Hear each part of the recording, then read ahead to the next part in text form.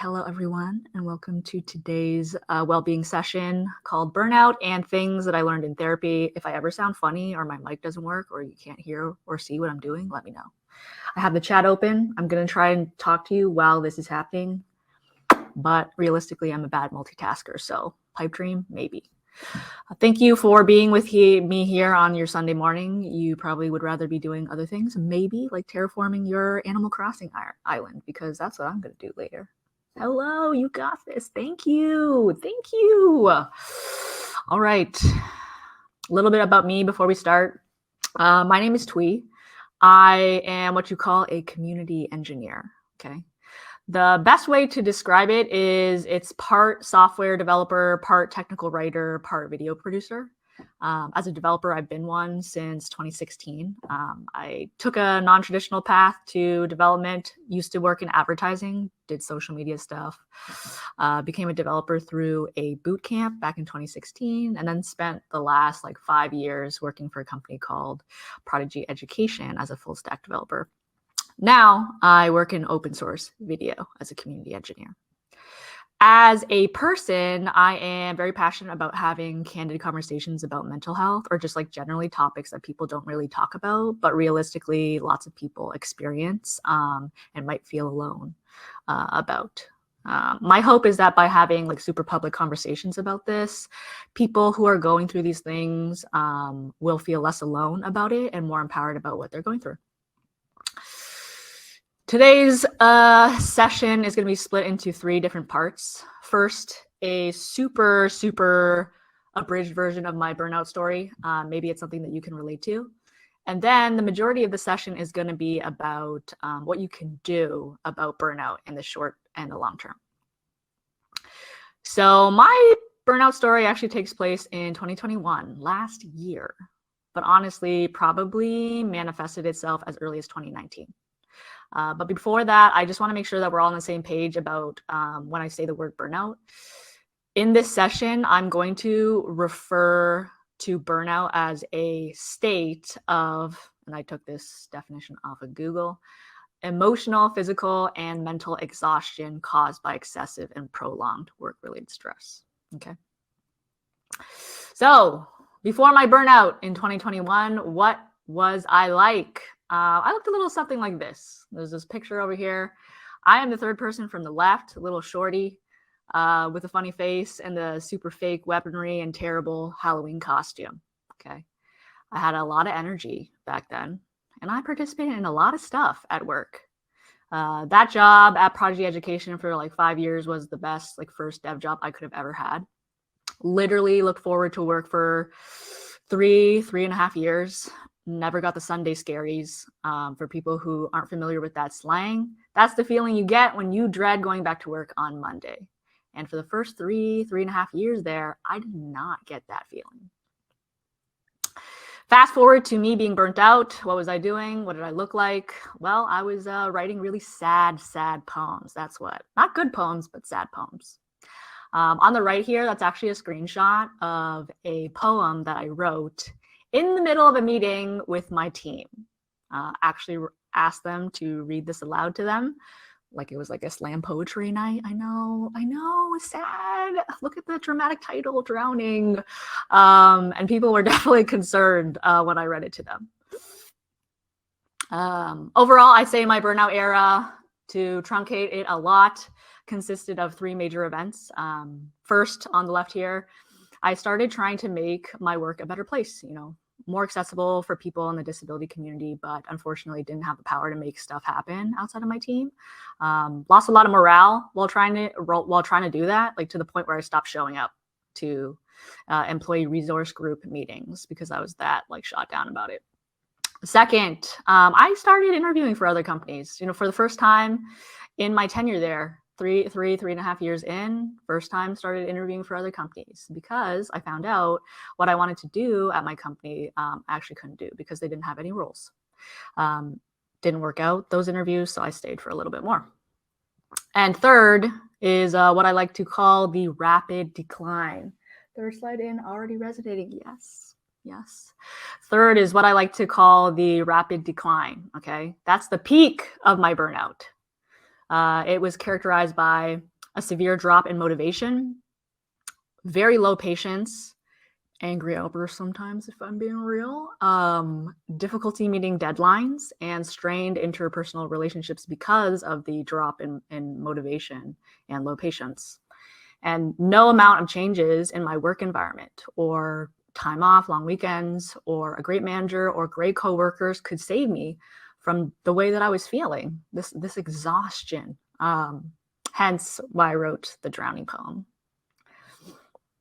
So long story short, now on the other side, 2022, new job, a new me, new era. I've learned some things about burnout itself. So here's a brief summary before we get into the strategies.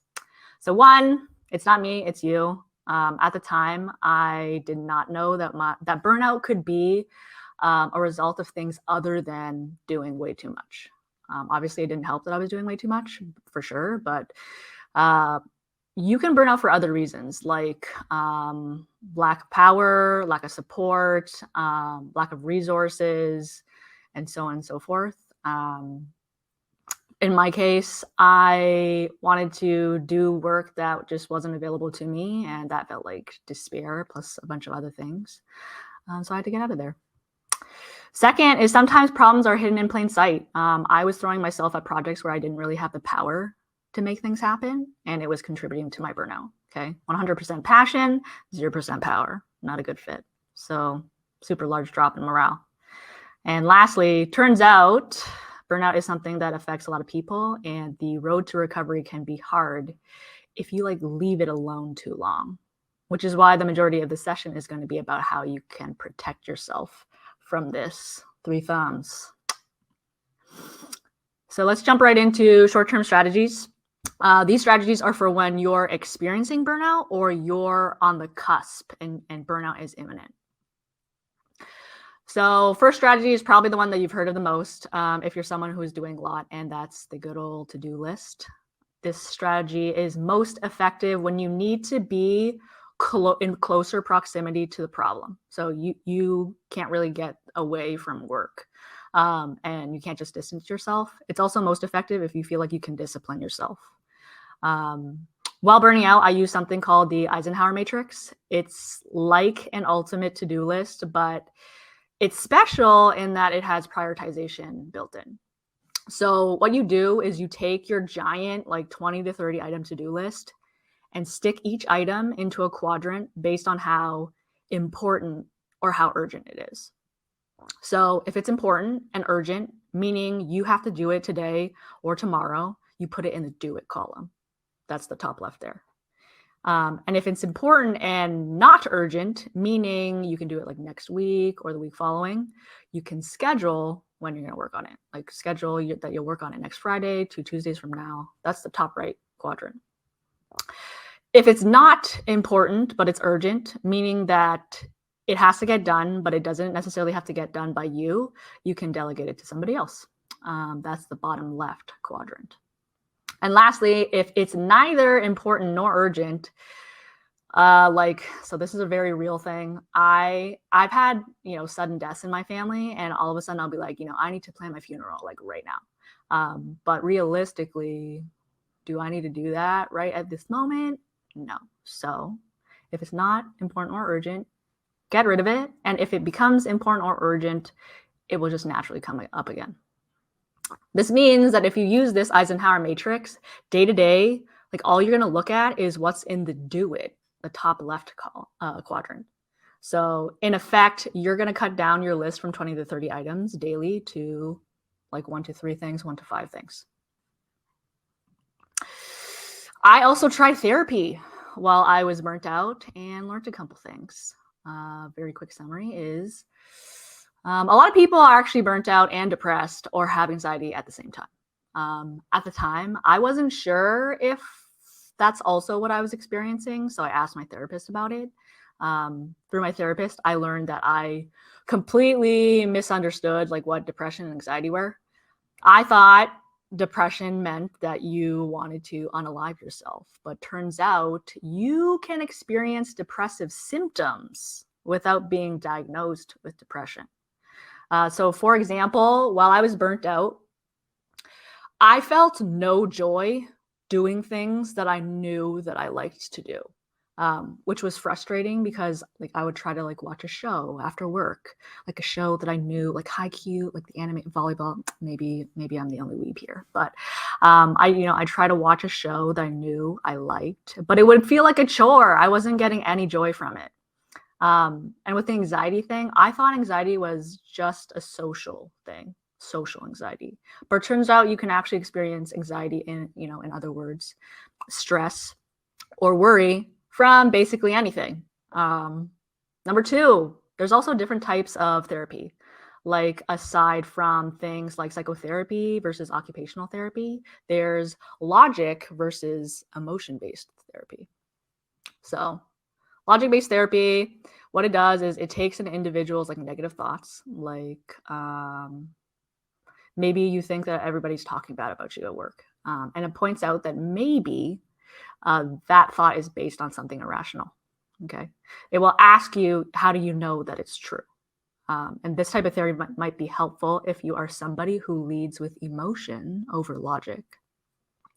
On the other hand, I use something called emotion-based therapy when I was in therapy. And it says that emotions are important to identify. This may be helpful if you already rationalize a lot, like if you're very in your head like me.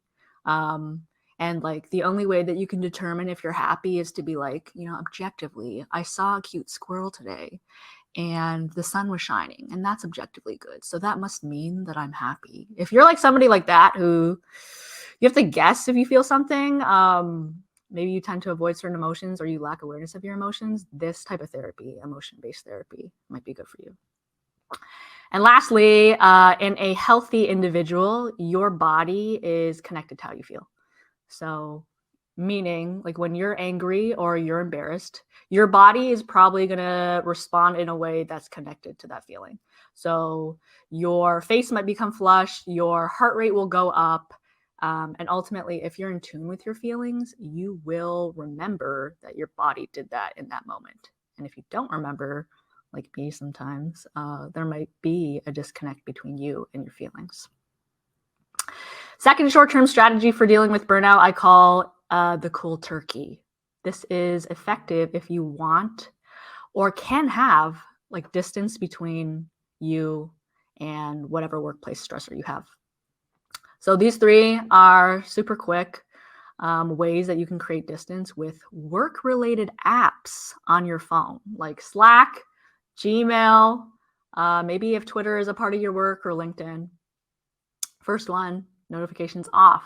Like, are you somebody that picks up your phone immediately when you get a notification? Because I am. So when I was working and I needed to focus, I just needed to turn off, like either do not disturb or turn off the individual notifications for like Gmail or for Twitter. I mean, that didn't stop me from opening the application myself, but it definitely reduces the amount of times that I pick up my phone from notification. Second, muting or blocking. Is your social media timeline, is your Slack, are you getting things frequently on those applications that are stressing you out? Do you need to know? Do you need to respond right away? If not, leave it for later or even mute phrases or people on those applications. And third, deleting apps. So for me, even with notifications off, sometimes that wasn't enough because, it'd be a Saturday and I open Slack and then I'd be like, oh, nope, I shouldn't be opening Slack. And I'd close it, but then I'd open it again 30 seconds later. So the only way that I could deal with that was actually removing the application from my MacBook dock. Totally on the third one. I've got hives and physical symptoms of being overworked and stressed by work and my body's last resort to tell me I'm not okay. I want to throw my phone into the sea. Leave of absence. So for people who aren't familiar, I'll just explain what they are right away. An employer-approved temporary stoppage of work that is often unpaid. Common ones that you've probably heard of are like parental leave, bereavement leave, compassionate care, jury duty. In the case of burnout and stress, leaves of absence are often last resorts because they can be long periods of time away from work without pay. But if you, like me last year, if you've tried eating great, eating nutritiously, eating consistently, sleeping enough every day, exercising at least 5 days a week, seeing health practitioners, seeing a therapist, maybe even a career coach, and your feelings of burnout persist, then that might be the time to try a leave of absence. How your leave of absence will look will vary depending on the country and also depending on the company that you work for. For the purposes of recovering from burnout or stress, it will likely be unpaid. May even need support from a doctor. I did need support from my doctor for the stress leave that I took. Time away, the amount of time away is going to be typically negotiated between you, your company, and your doctor. Good news is based on some quick Google search for leave of absence laws in Canada, the US, and the UK, you will likely have job protection during your leave of absence, but you're going to have to check this out for yourself. But if you do, then that means that your job's going to be there to come back to. So let's say you're a full stack developer 2, full stack developer 1. You're not necessarily going to come back to the same project or the same team, but your role as a full stack developer 1, full stack developer 2 will still be there. Now, let's talk about long-term strategies, okay? These are for people who are not experiencing burnout. Kudos to you, but want to proactively prevent it from happening, okay? Most obvious strategy for preventing burnout is rest, okay? What's not obvious, though, is that you may be resting in a way that's actually going against what you're trying to achieve. So this is a graphic that I found on, I think, Instagram. It's perfect at depicting how you might not be getting all the rest you can get. So for example, are you a parent who goes on vacation or someone who spends time with their friends and family, but you end up not feeling like you didn't get any rest at all? You may have gotten time away from work and you may be technically surrounded by people that you love and beautiful nature, but are you actually free? Number 6, from responsibility. Are you free from time crunches? From the number 3, need to produce all the time? What you can do is you can use this graphic to check if you're missing any type of crucial rest, A, and B, start a dialogue with yourself about what you can do about it if you are not getting the rest that you need. In the UK, I think a leave of absence can also be called a sabbatical. Neat. Next one. How many times have we heard the term time management? Okay. Meaning, given 24 hours in a day, how can we do the absolute most? How can we be productive? The grind, hustle culture. But there's actually a similar but healthier method to time management, and it's called energy management. With energy management, instead of trying to do the absolute most, energy management says that we should actually check in with our energy levels. How much do we sleep? How much time do we have? What else do we need to do? Our mood, and see where best to send our energy. So instead of doing busy work, we can do important work. If we adapt to changes in our energy levels daily, we can work and live our lives in a way that's long-term sustainable, instead of going and going and going and then burning out when you finally have health problems. We don't want that. Next long-term prevention strategy is to actively curate your optimal work environment, both physically and emotionally. So physically, you may have your go-to workplace like your desk. But if you're having a hard time focusing, your brain might just need to change, a change of scenery to get into the right zone. For me, when I get stuck, if I'm having trouble writing a technical blog post or implementing a solution to a problem at work, I'll just change up where I'm sitting. So normally I'll sit, maybe it's visible, on this couch here. But that's also where I watch fun YouTube videos to decompress. So there's a bit of a disconnect there. So instead, if I'm having trouble getting into the zone there, I'll just move from my couch to an armchair that I have in the other room. For you, it might be your desk to the couch. If you're, avid, very loyal to your desk. The couch to the patio, if you're fortunate to have a patio. Just give it a try and see if it makes a difference. Question: what advice would you give people who really need a break but can't afford to take it unpaid? Yeah, sabbatical seems to be a reward or big perk, mostly to address personal circumstances. If I have time to answer those questions, I will answer. Otherwise, Twitter. Other things that you can try to switch it up is to focus work in the presence of other people, to do focus work in the presence of other people.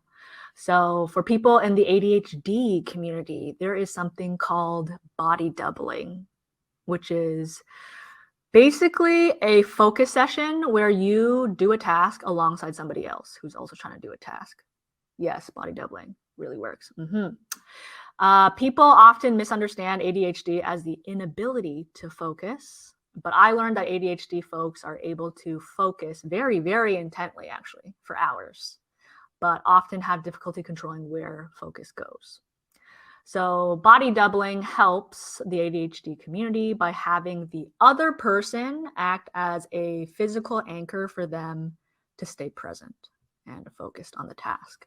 So if you are somebody with ADHD or you suspect that you do, you can learn more about this by going to a site like bodydoubling.com. Or Chloe, you seem like you might know some applications for body doubling. If you've got suggestions, leave it in the chat. For others who don't have ADHD, but you want a similar benefit, try being in something like a Discord channel or Zoom call where you're all working with cameras on, and occasionally you can unmute if you want to talk to each other. This might help you if you are someone who needs to work under pressure. In this case, the pressure would be somebody is watching you. Are you being productive? There's also, if you're just somebody who, needs technology to turn off all of your other notifications for you, rather than relying on yourself to do that, and even yells at you when you get off task, there is an application for that. And it's called the Centered app. You can give that a shot. Having an optimal emotional environment is important too for preventing burnout. So 3 things. 1, if you just started a new job, do you really need to volunteer to work on a passion project there at work when you haven't gotten into the swing of things, right? I'm an overzealous person. I'm like 0 or 100.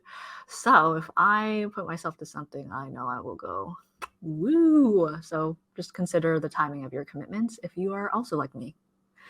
Number 2, is the thing that you want to do at work or achieve at work something that you have real influence over? Okay. Do you have the power to change things? If you don't, you're going to put in a lot of time and energy for a change that wasn't possible in the first place, which is ultimately going to zap you. Maybe you can drive change in a different way, or achieve what you want to achieve in a different way. So for example, let's say you're an early career developer and you want someone to be a mentor figure for you at work. But the thing is, maybe you're in an unfortunate work situation where you cannot have a mentor. Instead, you can try engaging, finding a mentor somewhere else. Engage with the community on Twitter and finding a mentor that way. For me, I tried to make my workplace more accessible and accommodating to people with disabilities at my last workplace, but like I said, didn't have power. So I ended up taking a freelance job in order to write for a company, like a recruitment company, an HR company, who did care about that. And that was the way that I could move the needle. It doesn't have to be at your workplace. And lastly, be very wary of how your ideals may be affecting you. I think that goes better. And lastly, be wary of how your ideals may be affecting you. Is what you want from your workplace actually achievable? How much time are you willing to wait to see it through? And are you going to be satisfied with progress, even if it's slow? The idea here is if you manage your expectations, you'll also manage your emotions and ultimately your stress. Finally, the last long-term strategy, especially if you were raised like me to be self-sufficient, a problem solver, and not show weakness, unfortunately, is knowing that support systems are very important for tough times like workplace burnout. So when I was burnt out, I was trying to leave my company because I wasn't able to do what I wanted to do. But since that was my first developer job, that also meant that I was going to leave behind like all the developer friends that I had. Obviously, amazing to have allies at work, but if you can, it's even better if you have amazing friends who are completely removed from your work situation to lend an ear. They don't have to be like anywhere near you. Here's a group of my close friends who don't even live in Canada. That's where I'm from. Most of these people live in the US. There's a person who lives in Puerto Rico. There's a person who lives in the UK. You name it. Bonus, if you can find other people in the industry who get the type of work that you do and understand the industry that you work in. Friends and family are great, but sometimes you just need to talk about something that's related to development and they're just not going to get it. Since we're all developers here, there's plenty of Discord communities out there that you can learn. You can join to learn, grow, and support each other. This one's my favorite. It's a Discord community by a person named Cassidy Williams. That's me crying about leaving my job, and they were very supportive about it. In case you have difficulty finding your own support system, you can always reach out to me. I'm an extra buddy on the internet. I want you to feel less alone about burnout and whatever it is that you're going through and feel more empowered about it. So if me sharing my experience and knowledge helps you, even if it's kind of cringy, then that works for you and that works for me. Thank y'all. That's my email. That's my website. That's my Twitter.